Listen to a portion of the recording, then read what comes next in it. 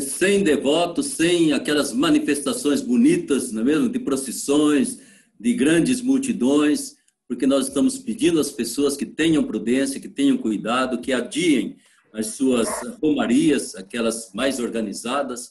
De qualquer forma, a Basílica ela não vai ficar fechada, ela estará aberta porque as famílias têm vindo aqui. A gente acolhe com todo cuidado, não é mesmo?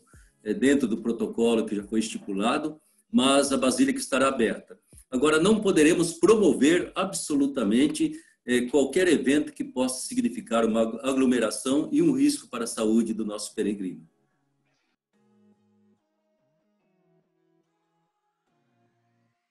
Está acontecendo um fenômeno que nós não tínhamos previsto.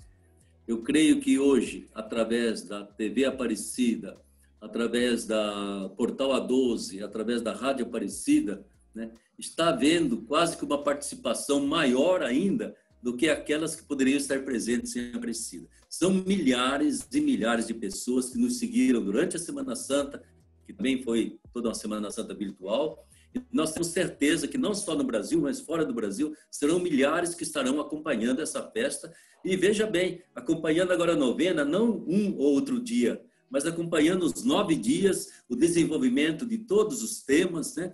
Ou seja, em termos de evangelização e de oração, principalmente em família, em pequena comunidade, quase que há um ganho, porque não há muita distração. A pessoa está muito mais ligada, como me dizia uma pessoa, eu nunca na minha vida havia seguido uma Semana Santa do começo até o fim como eu segui neste ano. Eu acho que a novena vai acontecer o mesmo fenômeno, porque nós vamos produzir a novena para as imagens de TV, para o rádio, né? As pessoas vão poder se sentir dentro da celebração. Eu sempre digo, Xandu, que é como se as paredes do santuário entrassem dentro da casa da pessoa e ela pudesse se sentir unido aí a milhares de outras pessoas e aquele número pequeno de pessoas que estarão dentro da Basílica. E mais ainda, eu comentava o seguinte, a gente escolheu sem querer, porque escolhemos no começo do ano, quando não havia nenhum sinal de pandemia, um tema muito interessante, com Maria em família, revestir-se da palavra. Esse em família veio a calhar, né? Quase sem querer, nós não colocamos na Basílica, vai em família. E esse em família veio a calhar direitinho. Nós tínhamos pensado no revestimento externo da Basílica, que vai acontecer com cenas bíblicas maravilhosas, né? Por isso, revestir-se da palavra. Mas eu acho que esse revestir-se vai chegar em família, na medida que cada família tenha a sua Bíblia aberta diante de si e possa celebrar conosco essa novena. Então, em termos de mensagem, os meios de comunicação, eles fazem com que a pessoa esteja até mais atenta do que se estivesse presente. Embora a presença em Aparecida já é uma mensagem, né? O fato de vir aqui, de poder andar daqui para lá, passar diante da imagenzinha de Nossa Senhora, tudo isso enche, assim, de, sei lá, um sentimento especial de piedade, de experiência dentro da Basílica. Mas o outro lado, que é o lado de fazer tudo isso por imagem, num certo sentido compensa e se tem um ganho, que é a pessoa estar um pouco mais focada em tudo aquilo que é o conteúdo da mensagem. Pode ter certeza de que símbolos não vão faltar, vamos enfeitar os nossos andores, vamos fazer assim, aquelas, digamos assim, apresentações simbólicas. Vamos fazer tudo isso, ou seja, pela imagem a pessoa vai poder apreciar até com maior detalhe tudo que vai acontecer. A única coisa que nós estamos fazendo é que nós vamos limitar essa novena apenas às 7 horas da noite dentro da Basílica Nova. Será apenas uma novena. Vamos sim fazer a novena da tarde, que é feita às 3 horas da tarde, mas aí aconteceu uma coisa muito interessante. Há muitos anos não celebrávamos mais a novena da Basílica Velha, uma basílica belíssima também, restaurada, né? E esse ano nós queremos fazer a novena das 3 horas dentro da Basílica Velha. Ali o espaço é um pouco menor, toda a parte simbólica, evidentemente, é um pouco menor, mas terá essa grande beleza da própria Basílica, ela ser muito bonita, ela dá um visual maravilhoso.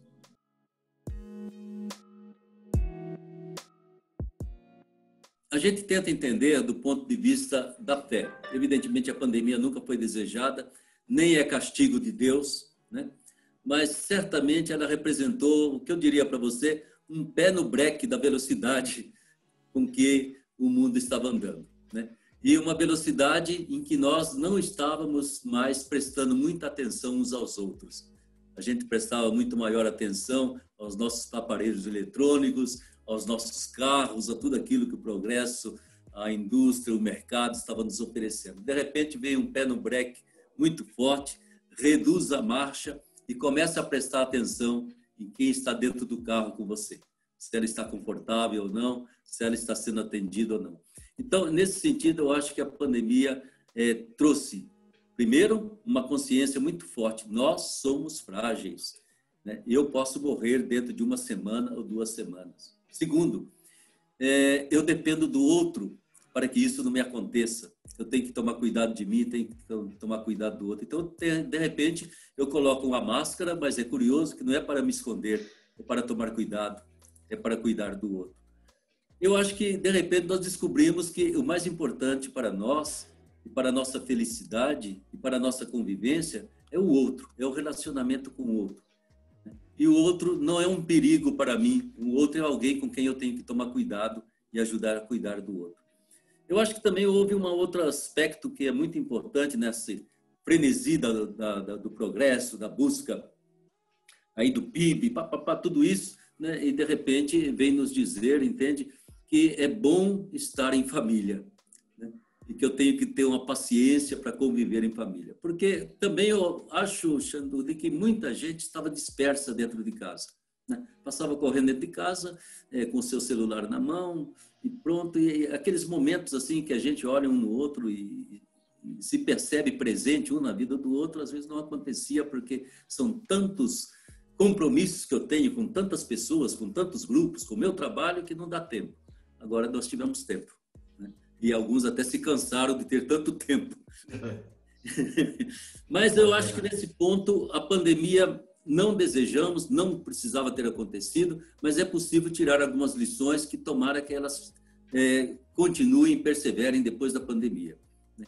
Ou seja, a vida é o dom mais importante. A vida tem que prevalecer em todas as estruturas e instituições da sociedade, políticas, econômicas, é a vida o mais importante. E que a família também é a instituição base, entende? Que tem que ser privilegiada e não apenas ser usada para comprar e vender coisas, mas é um ponto de encontro fundamental na vida das pessoas. E aí eu acho que entrou um pouquinho aquilo que nós acreditamos seja a presença de Deus dentro da história humana, né? A males que vem para o bem, a gente costuma para o bem, né? Eu acho que a gente poderá colher muita coisa boa atravessando esse tempo de pandemia, mas pedindo a Nossa Senhora que nos liberte disso aí o quanto antes. Certamente estamos tendo mais mortes do que precisaria ter. Um milagre que essa contaminação não tenha se estendido no volume que eu imaginava que pudesse acontecer, principalmente no meio dos pobres, entende? Mas você tocou num ponto que a gente toca com muita delicadeza, mesmo com respeito, mas houve absolutamente omissão da liderança, né? E nesta omissão deixaram, digamos assim, o carro praticamente no ponto morto, ladeira abaixo, e ninguém para conduzir nada, a não ser para piorar, né? Essa polarização, evidentemente, vem de uma certa imaturidade nossa, principalmente imaturidade em lidar com a rede social. Todo mundo se torna altamente valente, altamente sábio através da rede social, mas há uma irresponsabilidade muito grande, né? É bom saber que existe tudo quanto é tipo de mentalidade, mas não há necessidade de agressividade, não há a necessidade absoluta daquilo que muitas vezes se incita o povo, entende, a um determinado comportamento que não é saudável, que não ajuda a nossa gente a dialogar, porque posições opostas é ótimo que tenhamos. Podemos dialogar, podemos até nos xingar um pouco, mas depois caminhar juntos, né? E não houve isso, infelizmente. Então, eu creio que esse tipo de polarização, e em uma polarização interesseira, não é verdade? Que é para ganhar eleições, ganhar votos, levar vantagem, entende? Não é nenhum momento dizer assim, é para o bem do nosso povo, é para a salvação do nosso povo, é para o progresso, não do país, mas para o progresso do povo. Essa mentalidade, infelizmente, não existe, né?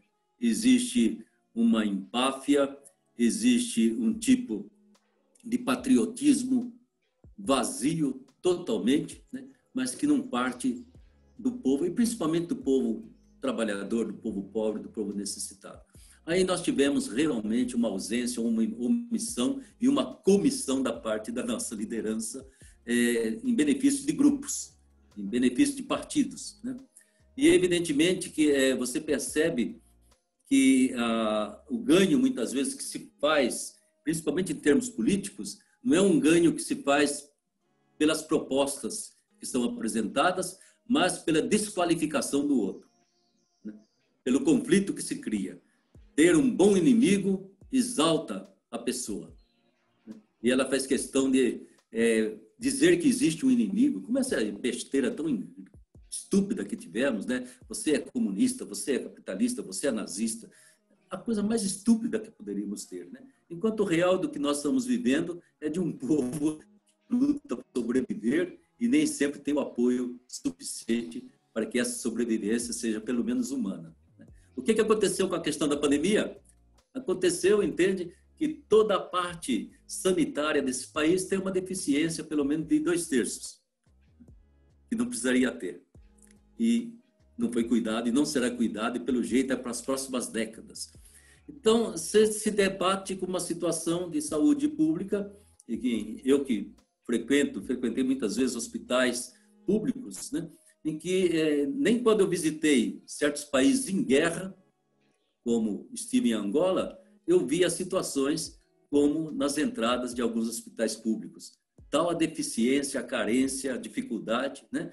E dá pena daqueles que estão ali trabalhando, enfermeiros e médicos, não ter o mínimo necessário para dar uma assistência decente ao nosso povo. Essa deficiência não é desse governo, isso vem de um tipo de política que é promovida nesse país, né, de resultados imediatos e de garantir a próxima eleição. É a coisa mais estúpida que poderia haver. Você faz uma pergunta, viu? Que eu não sei se Jesus Cristo conseguiria dar uma resposta. Até porque a qualidade de muitos candidatos, né, que estão se propondo para serem eleitos não dá muita confiança, né? Ou seja, eu penso que se a gente pudesse escolher, independentemente até de partidos, pessoas que já estão engajadas, pessoas que já estão lutando, pessoas que já demonstram esse amor, esse cuidado pelo povo, seria muito melhor. Infelizmente, os partidos apresentam pessoas que não têm a mínima conexão, muitas vezes, com o bem público, com o bem comum, né? E vamos ter que dar o voto para essas pessoas. Ou partidos estão mais interessados em dar continuidade ao seu poder do que realmente em apresentar um novo projeto que veio ao encontro dessa surpresa que tivemos, que foi a pandemia. Eu não, até agora não escutei nada que alguém falou, olha, se eu for eleito, eu tenho esse projeto para enfrentar as próximas pandemias. Nada disso. Então, eu acho que o conselho que eu posso dar, não confie em ninguém que já não prestou ou presta serviços à comunidade. Não confie absolutamente. Não dê o seu voto a uma pessoa que se apresenta com promessas xoxas, vazias e que não tem competência. Porque um dos grandes problemas que eu acho é que muitos dos nossos eleitos talvez nem sejam maus, mas são incompetentes, não estão preparados. Veja uma cidade como Aparecida. Aparecida precisa de pessoas que tenham uma visão de cidade, mas tenham uma visão também de peregrinos, da maior capital espiritual do país, numa cidade que depende desses milhares de romeiros que aqui vêm. São eles que mantêm essa cidade, são eles que mantêm o comércio, são eles que mantêm os hotéis, né? Ou seja, ele tem que ter uma visão um pouco mais ampla do que simplesmente cuidar de buraco de rua. E muitas vezes a gente não vê a competência intelectual até da pessoa, não digo nem moral, a competência intelectual. A visão dos nossos políticos é demasiadamente míope, a meu ver, boa parte deles. E são esses que são apresentados aí para a gente dar o nosso voto para eles. Então eu peço às pessoas que, se puderem escolher entre esses que estão aí, aqueles que já prestam serviços à comunidade, que já provaram que têm uma sensibilidade para o bem comum, tanto melhor. Independentemente, até eu diria, deste ou daquele partido. Nós estamos dependendo de pessoas que tenham um mínimo de ética comunitária. Eu acho que depois de 5 anos se confirma a dimensão profética desse Papa. sabe? Tanto dentro da igreja como dentro da sociedade. Às vezes eu tenho a impressão de que dentro da sociedade como um todo, eles têm mais simpatia e apoio do que, às vezes, dentro da própria igreja e dentro da hierarquia da igreja. Não do nosso povo simples, não. Nosso povo simples está feliz com o Papa, né? Mas dentro daqueles que ocupam alguma posição de poder, ele é um profeta. Ele continua sendo aquele homem que tem uma preocupação não com a instituição, não com o Estado do Vaticano, mas ele tem uma preocupação com a humanidade. E com essa humanidade que é descartada, que não é levada em conta, que sofre guerras, que sofre com pandemias, que sofre com migrações forçadas, que não é aquela migração que você faz para melhorar de vida, não, é a migração para sobreviver. Então, o Papa sofre com isso. Se existe uma imagem nessa pandemia, né, que certamente vai se tornar simbólica dentro da história, esse pobre homem sozinho, né, levando uma cruz, essa imagem fica. Então, você veja que é um Papa que não está interessado em agradar ninguém, em que batam palma para ele ou nada. Ele quer passar a todo custo aquilo que ele acha, sente e nós acreditamos é a proposta de Jesus, é o reinado de Jesus, que não tem nada a ver com estruturas de poder, com manutenção de poder, né? De modo que eu vejo o Papa Francisco, e olha que eu o conheci ainda em Buenos Aires, quando era o arcebispo de Buenos Aires, né? Eu vejo a impressão que, de repente, quando o elegem Papa, ele assume uma atitude, uma missão, que foi muito mais do que aquele arcebispo tímido que eu conheci em Buenos Aires, aquele arcebispo que a gente conheceu aqui na conferência do CELAM, né? Muito simples, andando de lá para cá. De repente, isso aí se irradiou e ele, com a sua simplicidade, mancando de uma perna, pois esse homem está mais vivo do que nunca. O que a gente pede a Deus é que ele conceda um pouco mais de tempo para que ele possa estruturar, inclusive a nomeação de bispos e tudo mais, que dê uma face diferente à igreja do que aquela face que tentou se moldar como instituição importante e imponente. Não interessa isso. Interessa uma igreja que o Papa, uma das expressões mais bonitas que ele usou, uma igreja que seja um hospital de campanha. E tenha as portas abertas para todo mundo que está mancando pela vida e necessita de um cuidado. Certamente, independentemente se há conspirações internacionais ou não, certamente a gente, o tempo todo bolando como é que eu vou ganhar dinheiro com isso. E há outros bolando como é que eu vou ganhar poder. Então, digamos assim, aqueles lobos vorazes pelo poder, pela ganância de dinheiro estão presentes, alguns estão faturando, né? E uma das coisas que você sabe, uma das forças maiores que existem para, digamos assim, dominar um ser humano é fazê-lo ficar com medo, colocá-lo em pânico, porque aí ele se torna facilmente marionete nas minhas mãos. Por isso que pode haver uma religião do medo, uma comunicação do medo, e tudo isso é importante. É importante também, como eu dizia, que muitas vezes, se eu conseguir transformar o outro em inimigo, então eu ganho aqueles que vão ser o meu exército, que eu vou dominar também, e vou causar medo nos outros. Eu acho que é muito importante, entende, que a gente tenha, aqui eu coloco uma dimensão importante, uma dimensão de fé. E nessa dimensão de fé, eu perceba que existe, além do mistério do mal presente dentro da história, ao longo de toda a história da humanidade, existe muito mais forte uma presença do bem, uma presença de Deus, uma presença do Espírito Santo. E aí eu tenho que entrar dentro da minha dimensão de fé para que eu possa arrancar de mim aquele medo, aquele pânico que muitas vezes pode tomar conta, porque esses loucos que estão o tempo todo ameaçando que vai acontecer isso, vai acontecer aquilo, eu acho curioso que eles estão falando sempre que vai acontecer para os outros, não para eles. Se falasse para eles, estava ótimo, né? Mas eles sempre ameaçam os outros. É tão importante que eu perceba que, no mínimo, né, são pessoas doentias, são pessoas perigosas, né? E se eu puder, enquanto possível, na liberdade que eu tenho diante de uma rede social, de fazer um discernimento por aquilo que me alimenta, porque há tanta coisa bonita que me alimenta na rede social, seria muito bom que eu fizesse. E que deixasse de lado essa paranoia total, né, que toma conta de um grupo da sociedade, que é exatamente a cultura do medo, né, a incitação ao medo. Não é por aí que vai. e principalmente um mínimo de racionalidade quando alguém faz uma afirmação, mas de onde veio isso? Né? De onde veio esse tipo de notícia, esse tipo de informação? Eu acho a coisa mais estúpida. Ninguém faz isso com um alimento, pega o alimento, joga na boca e come. Eu vou limpar, eu vou cozinhar, eu vou fazer isso. E às vezes com uma ideia, a pessoa engole aquela porcaria, né? E pode ser, tem engolido, entende? Muito detrito perigoso e veneno até. Então, essa racionalidade, essa capacidade de ter um mínimo de discernimento racional, intelectual, dizer de onde veio isso, né? Qual é a base desse tipo de informação que estão nos passando? A crendice é um dos grandes pecados do ser humano, a crendice. Não só em termos religiosos, como em termos políticos, em termos de comunicação, a crendice é a pior coisa que existe. E eu tenho a impressão de que o medo, se eu não sou capaz de vencê-lo num nível psicológico, eu deveria partir para o nível espiritual e falar, meu Deus, eu ponho nas suas mãos, eu confio que o Senhor está presente dentro da história, entende? Eu tenho a minha fé, a minha devoção à Nossa Senhora Aparecida, eu entrego também nas mãos de Nossa Senhora Aparecida, mas eu não vou ficar paralisado, como eles gostariam que a gente ficasse, por causa do medo.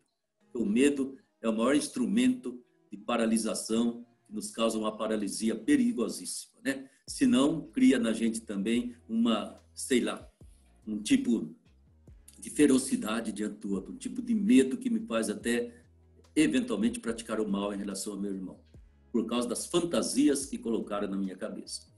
E aí não é apenas uma questão de rede social, sabe? Eu acho que também todo meio de comunicação que foi produzido, filmes, tanta coisa, eles querem, parece que, incitar a gente a encontrar alienígenas perigosos em todos os cantos. É a estupidez de fazer dinheiro à custa do heroísmo de alguns e do medo da maioria, da ameaça que atinge a maioria. São coisas que fazem parte da nossa triste cultura, né, da imagem, mas que eu tenho a impressão, se Deus quiser, a gente vai amadurecer. Pode ter certeza que filhos e netos vão ter um pouco mais de bom senso que nós não estamos tendo nesse momento.